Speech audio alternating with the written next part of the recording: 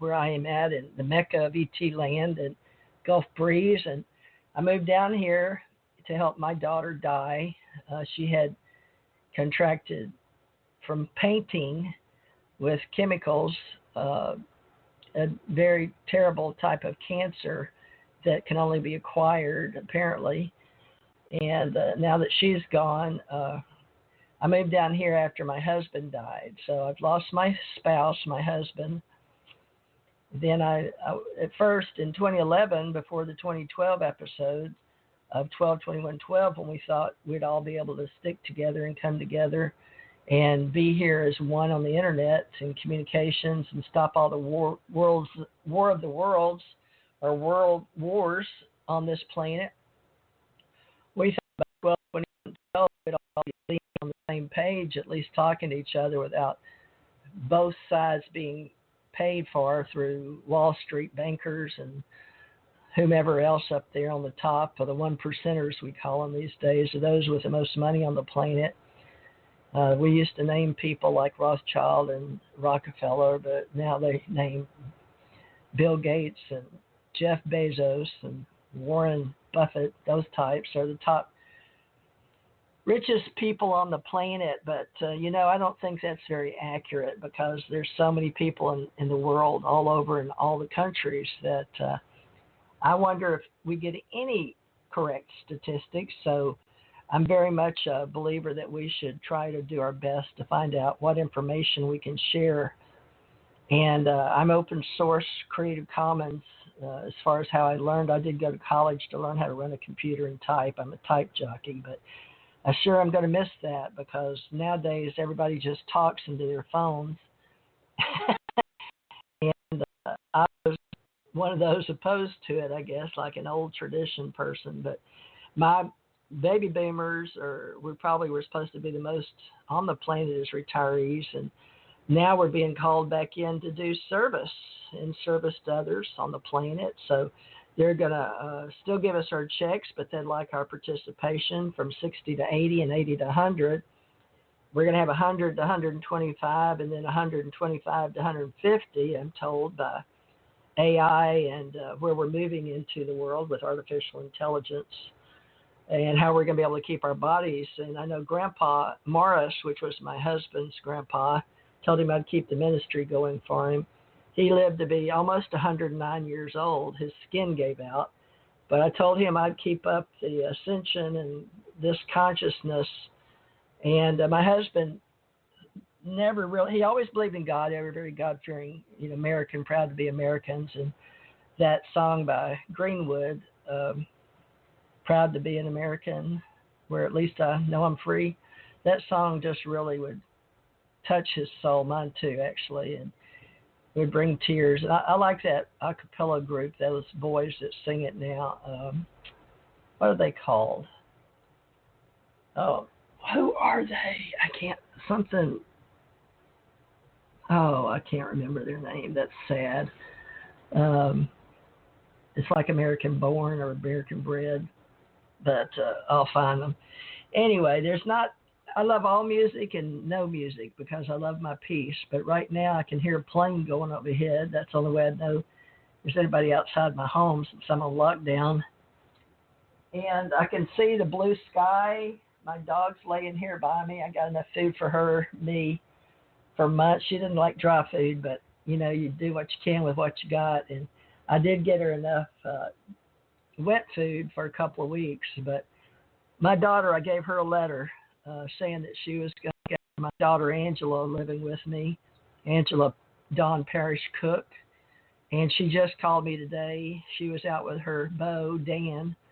He's actually set my age, or older than me, but in today's time, they look well together. He's taken her on, and they live down on the corner. Dan, he runs real estate, and she helps him with all of that in hospitality, public relations, and she works down at Days Inn and for the Patels out of India, and they control the Navarre Conference Center. Their family owns that here in America.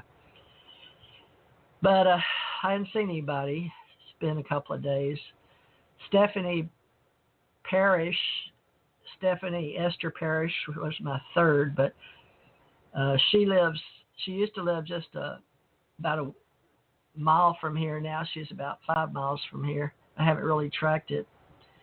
Maybe not that far. I could probably walk it if I had to, but who knows, Anyway, we keep in touch now by cell phones, which a lot of people don't like to use, but we seem to have no choice. We're on 5G in this area of the country, and actually, I have mixed emotions about 5G, 6G, 7G, but so does everybody, because it's we're unknowing. We're not sure. We have to take a lot on trust, and just like with that War of the Worlds by Orson Welles, he was just working at a radio company like I am, and he's just telling a story like I am, but this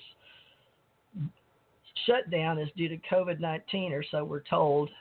People have to stay in or are asked to stay in. And it's not really martial law, or it's not a federal mandate, but President at this time on April 5th, 2020 is President Donald Trump, and he was from New York, and I don't know if he grew up there or not, but it appears that his father had a lot of construction back then, and from what I could see, at least if you take it at just face value, studying documentaries on television, I get what I get from that communication, and I grew up around KNOE, so I learned from the time I was born in Monroe, Louisiana. And Mr. James A. No, I sat on his lap a few times, and he had a family, and I went to his house for Christmas or parties, dress up in pretty party dresses and shoes, and then I'd be on Happiness Exchange with something Hill, Hill, I'll forget his first, maybe Jack Hill, I think. And then I'd go over in television and do KNOE and El Dorado, Channel 10, El Dorado, Arkansas, when I was a little girl. So to me, I could see humans, real people, on stage going into the cameras, big cameras on wheels with big, thick, black wires we had to walk over and not trip, and bundles of them.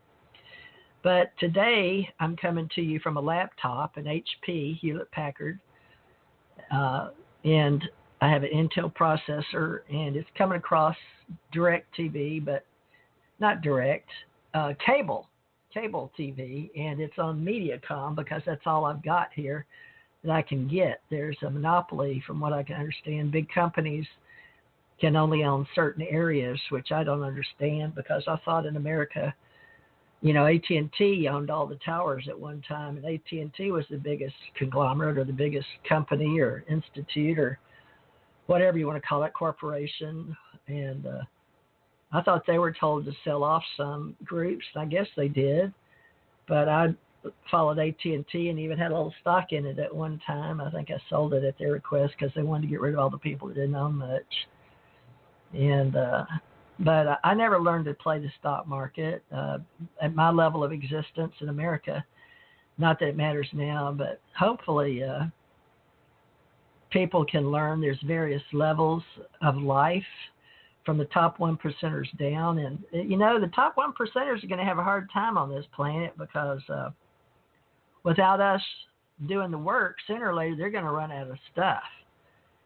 And they may think they can get away with it, but some people think that Bill Gates is a hero and others think he's a villain. But that's life here on the big planet of Earth. I do my part since I've died and come back and been out of body and came back to be a recall human being as a bionic, or actually a carbon-based unit with others. So those of us that listen to TJMRCT radio and support it, sometimes I'll do readings, and that's the people that enjoy me the most, not on this paranormal channel, but on the spirituality channel. So hopefully, if we last through all this in April, it's only April 5th today, 2020, and this COVID-19 lockdown, I thought it was appropriate to share that story from back in 1938, because I am the director of UAP Associates and UFO Association. Now, I share Alien Contact Organization among Alienologists, and those that study all the various types of aliens that are outside these contraptions, or these UFOs we call them, or USOs that we call them, unidentified flying objects during my lifetime. USOs, unidentified submersible objects during my lifetime.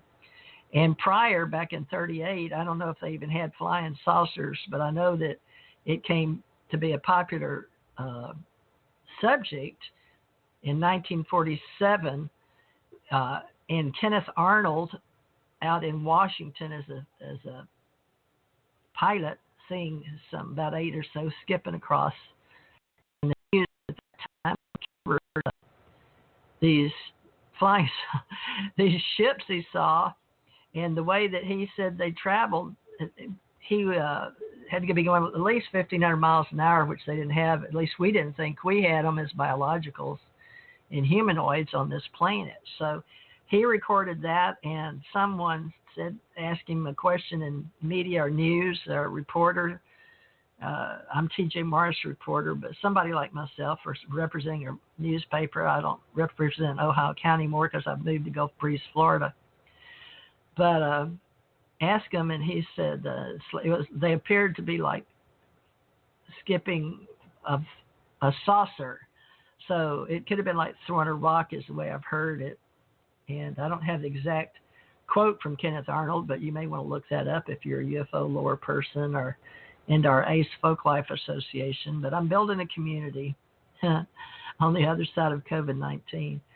So April 5th, 2020, I know I should bother to share the internet or not, but seeing that I'm paying for $40 a spot or so just to have a couple hours, I thought I'd get the use out of my $20 an hour kind of show. And, you know, if you want to join and help me keep them alive, it's $20 an hour, and I'd appreciate it. You can send it to tjmorrisagency@gmail.com on PayPal. And all my friends all have a PayPal in the radio business. And we're also doing free or open source Creative Commons YouTubes to let you know we're out there. So this will also go on my YouTube channel. I don't know which one, Teresa J. Morris ACO, or TJ Morris ACO ET, or TJ Morris ET Radio, or ACO Radio, or ACIR Radio. But I do syndicate through Spreaker and Stitcher and Blog Talk, and they all go out on iTunes, which maybe Apple now. I don't even know anymore, because it takes a lot to know what else is going on these days where you're put out there. But I know I can find it on Google Radio or Google something. So you can Google for me to find out how to get it. I don't know what I should name this. TJ Morris ET Radio shares Wells Fantasy of October 30th, 1938. But I think I'm going to change that to, because we know it's TJ Morris ET Radio. Let me see. I'm going to change that. What can we call this, though? I don't know. I've got to have a title. You won't let me change it. Let's see. Wells Fantasy. I'm going to put Wells Fantasy and COVID-19. Sorry, maybe I should call it War of the TJ Morris shares something. I don't know. Let me put it. I don't know, folks. You know, I heard him say ladies and gentlemen, and that sounds real proper, and I'm sure we should do that. And I heard him talk about God, and I heard him talk about the Department of Interior. I didn't hear him mention the president, but you know, nowadays, if I want to know something, I want the president to tell me himself, because he calls a lot of these stations fake news. And I was wanting to find out what's going on in the world, so I'd turn on the TV and let me get this book. I wrote down, I skimmed through this MediaCom that's outrageously expensive. Like, I'm being told I get the best package, and it's outrageous. People can't afford this, but I had to pay about $170 a month, and to get the best package with a home phone, which is $10, internet would normally be like $29.99, but you can't get on. It's like $70 to get the